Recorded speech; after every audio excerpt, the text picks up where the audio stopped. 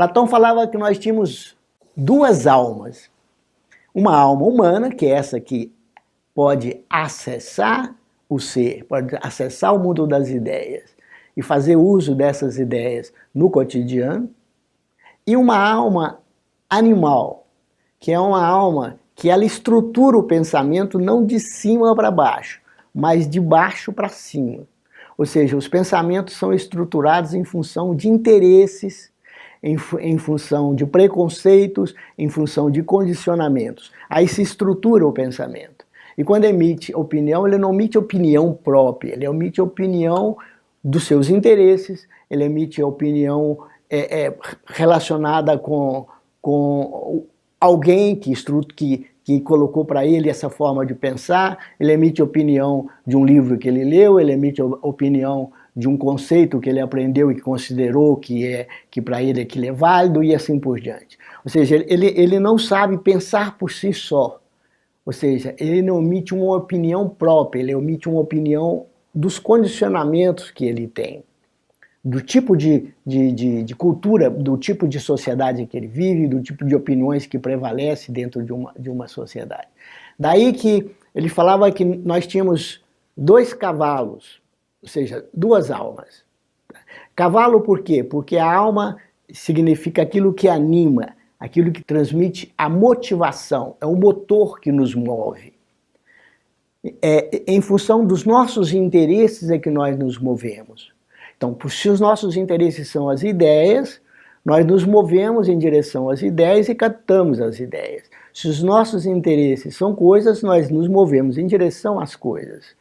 Portanto, a alma seria o motor, aquilo que nos coloca em movimento, aquilo que anima as coisas. Por isso que a alma, ela carrega muita energia, ou seja, muito elemento motivacional, muita força motivacional.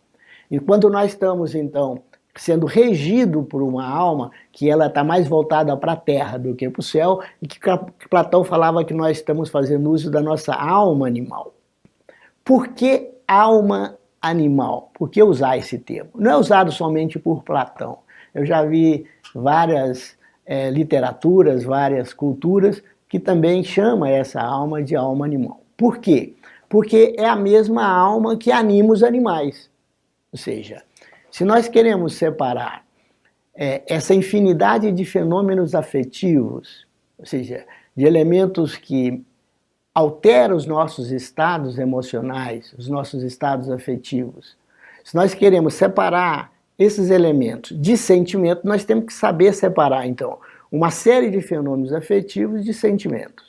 Para saber quando é que nós estamos usando sentimentos, quando é que nós estamos usando emoções, quando é que nós estamos usando paixões, quando é que nós estamos usando simplesmente as forças dos instintos de sobrevivência da vida, ou do instinto de procriação e assim por diante. Tá?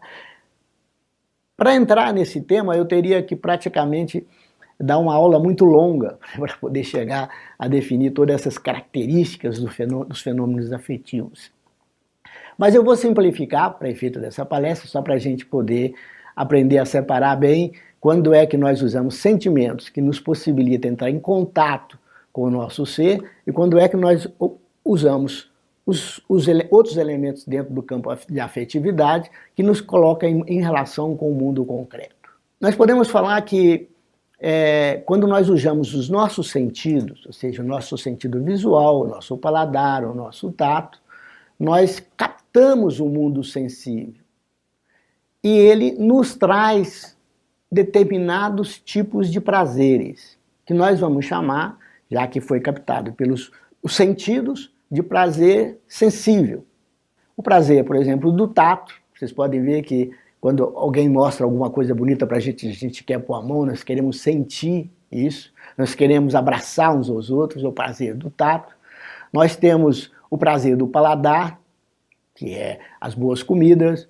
Nós temos o prazer visual, por exemplo, quando encontramos e vemos uma pessoa que gostamos muito, encontramos, ficamos felizes de estar vendo aquela pessoa, e assim por diante.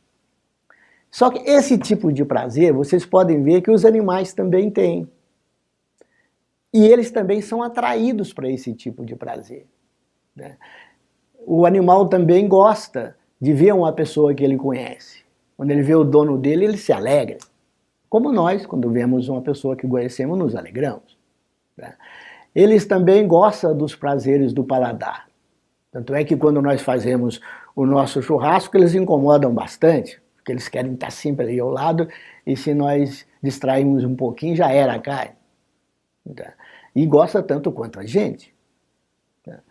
Eles gostam também do prazer sexual, e às vezes se comporta muito bem quando está junto dos seus donos, mas quando está ali junto dos seus donos e passa uma cadela no cio, ninguém mais consegue controlar esse animal. De uma certa forma não é muito diferente do ser humano. Tá?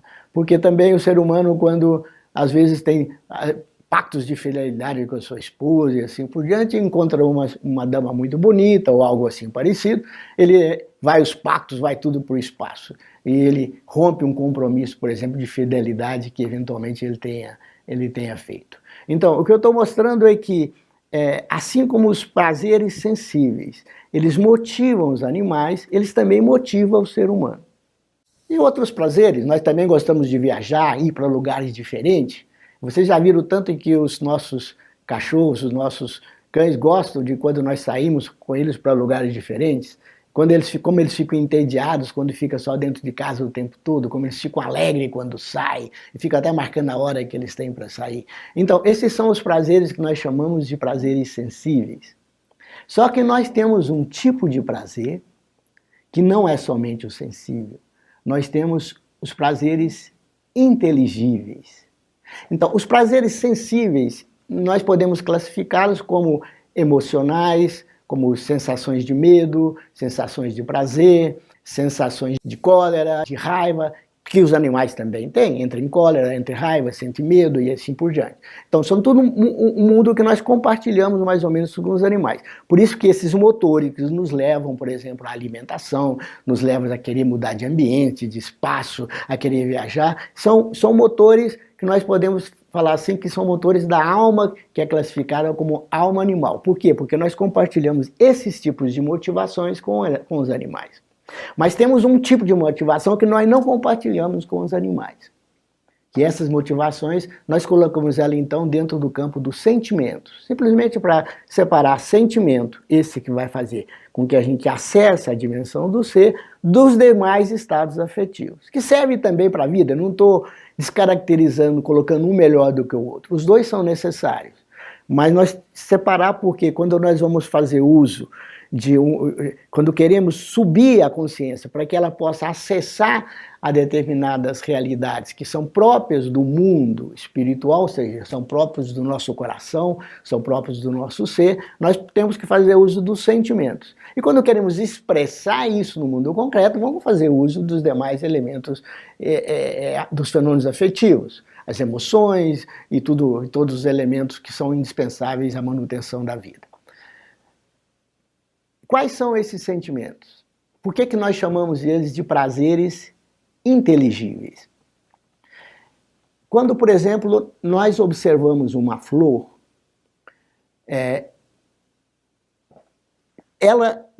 em relação com ela, desperta algo em nós que vocês não vê, por exemplo, quando você coloca o teu cachorro junto de uma flor, ele não tem a mesma atração que você tem por ela. Você sente algo, como se tivesse alguma coisa dentro de você, vibrando com aquele estado de ordem que aquele objeto irradia. Então, você tem o prazer de ver a flor, mas algo dentro de você se alegra. Tanto é que você quer fixá-la. Você leva e coloca ela na sua mesa, você cuida dela, você planta, você quer várias roseiras e assim por diante. Você se sente atraído, você move em função da beleza. Quantos locais nós viajamos às vezes longe só porque alguém falou que tem um local bonito, uma queda d'água bonita, nós queremos ver, nós queremos participar dessa beleza. Então nós somos movidos não só pelos prazeres sensíveis, nós somos movidos também pelos prazeres inteligíveis. Nós não somos movidos somente por emoções, nós somos movidos também por sentimentos. E há outros tipos de sentimentos. Esses sentimentos que se relacionam, por exemplo, com a beleza, nós chamamos de sentimentos estéticos. Mas nós podemos falar também de sentimentos que relacionam com a bondade. Por exemplo, quantas pessoas não movem das suas casas para poder ajudar outras pessoas, para fazer uma obra de caridade, para prestar um serviço gratuito para assistência das crianças. Quantas pessoas nesse momento, por exemplo, de pandemia, que não sacrificaram a sua própria vida simplesmente para ajudar outra pessoa. Ou seja, tem o prazer de ajudar o outro, tem o prazer de ser bom. E movem em função desses prazeres. Quantas pessoas dedicaram a vida todas delas somente a fazer gestos de bondade, atitudes de bondade, ações bondosas. Vocês não vão ver um animal motivado pela bondade. Quando muito, ele é motivado até o campo onde o instinto dele alcança. Ou seja, se ele vê o dono dele atacado, como se atacasse ele ataca o outro. Mas ele não sai buscando aí pelas ruas todo mundo que está sofrendo injustiça para ajudar. Ele não tem esse tipo de motivação. Ele não consegue decodificar isso interiormente. E nós conseguimos. Esse prazer relacionado com o bem está dentro do campo da ética. Ética é exatamente quando o pensamento se estrutura em função da ideia do bem. Então, está dentro do campo da ética. O outro estava dentro do campo da arte, que são os prazeres sensíveis relacionados com a estética, com a beleza. E nós temos um outro tipo de prazer, essas pessoas que ficam, às vezes, compram um telescópio e ficam olhando para as estrelas e ficam horas, querendo ver os anéis de Saturno, querendo ver se consegue ver algum elemento que caracterize uma galáxia, querendo desvelar os mistérios do universo. Quantas vezes nós ficamos estudando, querendo desvelar alguns mistérios que nós ainda não conseguimos tirar o véu que cobre a nossa capacidade de entendimento.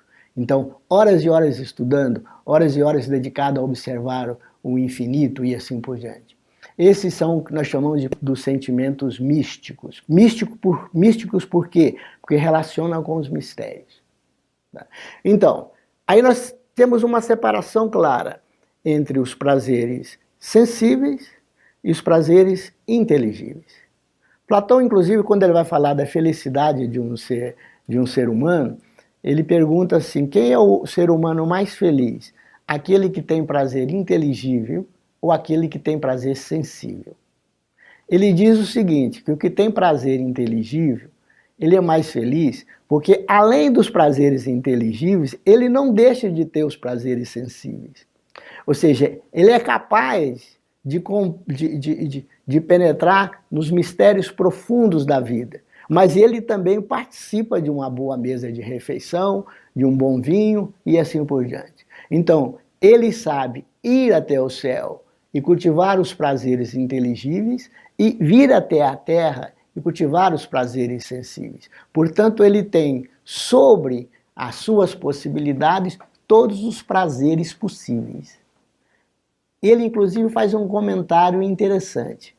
Ele fala assim, será porque que essas pessoas que têm esses prazeres inteligíveis dedicam mais tempo a isso do que aos prazeres sensíveis? Aí Platão responde assim, eu penso que deve ser o seguinte, devem ser melhores. Por quê? Porque podendo escolher, ele escolhe os inteligíveis, é porque eles são melhores do que os sensíveis. Porque somente uma pessoa desprovida de inteligência, podendo escolheria os piores.